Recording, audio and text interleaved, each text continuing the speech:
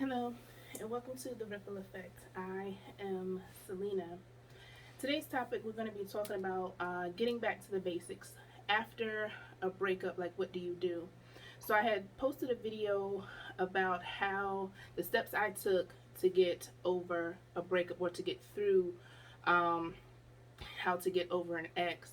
But when that is over and the relationship is finished, like, what do you do?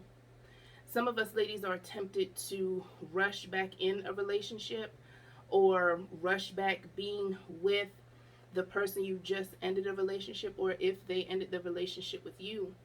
And for me, I had to take time for myself to figure out what was best for me.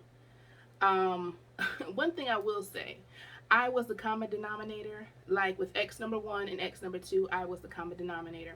Granted, I had no control over their actions, what they chose to do, how they portrayed themselves in the relationship.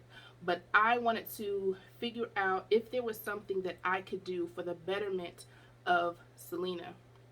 So what I did was, of course, what I always tell you ladies to do is to get in your prayer closet, and that's what I did. I did a lot of praying. I did a lot of fasting.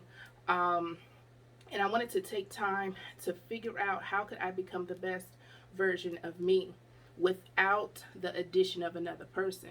I think sometimes, especially in our society, it is indoctrinated into us that we are incomplete without another person and that we need someone. And I know for me, as being a single mother, just a side note, I had just washed my hair, so y'all have to deal with this natural fro that's here. But ain't it glorious? But anyway, so as being a single mother, for me, I had to figure out what was best for me. And even in the church, it was, I won't necessarily say people came outright and said that, oh, you're incomplete because you don't have a man in your life to help you take care of your son. But let me tell you, there was some strong um, actions or things that people did without coming outright and saying it. Sermons that were preached, or just things that people would say that made me feel like I was incomplete, that I was less than because I was by myself. And for me, I had to figure out, like, was that right? I mean, what they were saying, is it correct? I didn't know. And I had to figure out what was the truth. So, in getting back to basics, I had to figure out, if I'm the common denominator, what knowledge did I have? And as I stated in previous videos, I'm the product of single parenthood. My parents divorced when I was really young. And so I didn't have a lot of knowledge about relationships, what they were, like literally in the context of gender roles. What do we have now in our society? Like high value man, high value woman, a soft life, all these things, all these terminologies. I weren't necessarily there when I was younger, but are there now. And I needed to figure out, how did they affect me? What type of relationship did I want? I needed to understand how a man should love his wife. That was the first thing. And I also needed to know how, I guess, what would I be willing to accept in a relationship? Sometimes we are so indoctrinated to accept what we've seen our parents accept, what we've seen our aunts, uncles, brothers, sisters, what just in our little community, what we've seen as accepted. And for me, my mother being a single mother at the time, and shout out to you, Ma, if you're watching, sweet mom, I love you.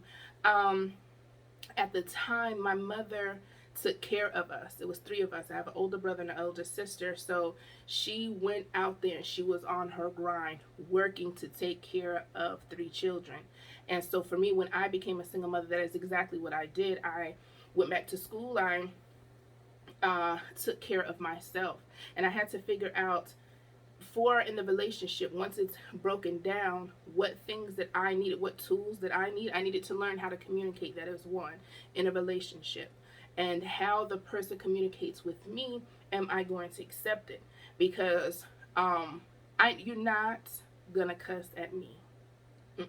Or cuss me out. You might can stump your toe and a four-letter seasoning word could fly out, but I'd be doggone if you're gonna say blank me or blank anything this way, or the B word.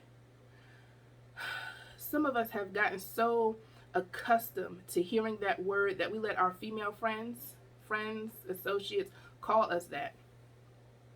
No, No, it's not a cool word. It's not something that you should embrace as, oh, that's my sister, that's my homie or whatever, so we can call each other bees. That is one thing you're not about to call me. I don't care if you think you my friend, associate, even coming from another female, but from a man, it's so disrespectful to be called that. So that's one thing I needed to learn about communication, what I was willing to accept, how I communicated, what type of love I wanted, what type of love I was willing to give, learning and understanding Gary, I believe his name is Gary Chapman, Dr. Gary Chapman, I believe. And if I'm wrong, I'll put it in the description. But the 5 love languages, learning those, figuring out what I guess how I express myself those through those love languages, figuring those things out.